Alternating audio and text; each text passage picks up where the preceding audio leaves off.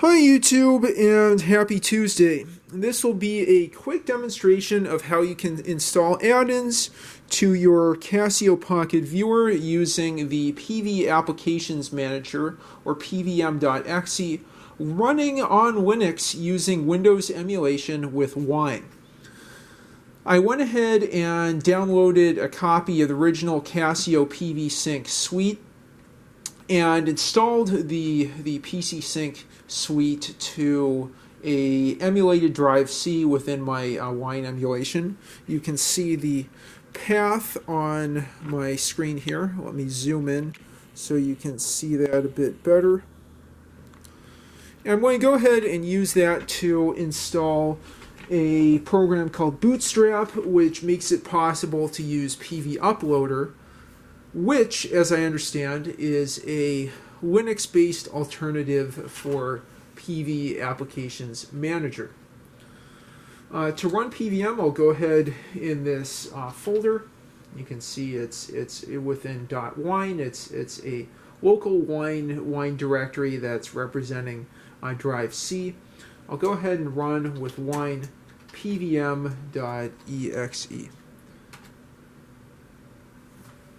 This will take a couple seconds to load up. You can see it in the upper left-hand corner of the screen here. Let's zoom in on that so you can see it well. I'll tighten down the nuts on the tripod to be able to see this well. Let's just open up the About window. You can see this is quite an old program, but works perfectly fine in Wine on Ubuntu 24.04. I'm going to go ahead and go to Add File. It goes to the last directory where I pulled up this IDE for OW Basic, iEdit, OW Basic, and OW Basic eReference. Let's go to Casio Pocket Viewer here and to Bootstrap, and we'll open up bootstrap.bin. Okay, so it's already trying to sync. I'm going to now switch to my Casio Pocket Viewer and show you how to get that in download mode, which will be important for whatever tool we use in order to install add-ins. When you go ahead and turn this on, let's get the backlight up there and put it in download mode. Okay. And indeed, that fixed the issue with PVM here. Let's switch back to that. Let's call it bootstrapping PV uploader. You can see the program version, creation date, library version, program size, and everything. Let's set that. Deleting sector, and now we have a little progress window. It's sort of slow, and you can see writing PV applications Bootstrap and a nice happy little dialog box there that I pulled from the middle of the screen.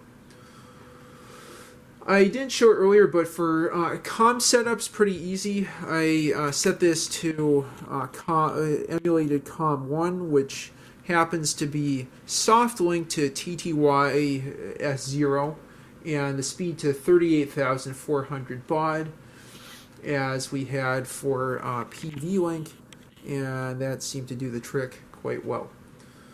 Okay, so I'm thinking if there's anything else here. There's import from PV just to see what add-ins are installed. I think I have to set, we'll go around the camera here. I have to set the download mode again with that menu I showed you. It's different from doing a sync, and that should get that going. And we can see what data and what programs are stored on the Pocket Viewer. Okay, so pretty simple, and that works quite well. What I'm hoping to do in subsequent videos is to try to do the same with PV Uploader.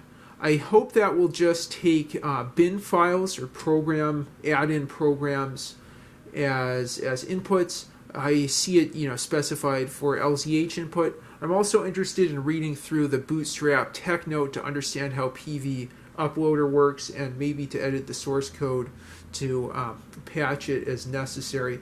But anyway, those will be in future videos. I realized I also want to have a video on the Pocket Viewer SDK, which is pretty cool. There's a number of programs I like to write up for the Pocket Viewer after reviewing some programs. I would like to make a binary clock. I would like to port Nino Ivanov's program Evo, that's a all numeric based assembly language mainframe emulator program. And as I mentioned previously, a cardiac paper computer emulator and a Kenback emulator would be very cool.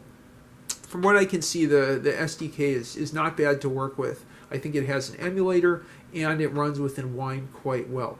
Sadly, there is not yet a Linux-based SDK, but with Chep, Klaus, Mitterman, and others, it might be possible to get a Linux SDK at some point in the future and breathe some new life into these 25-year-old PDAs.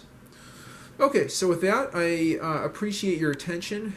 Thank you so much for watching. I hope this was interesting and informative. If you have any thoughts, suggestions, or questions, leave them in the comments down below.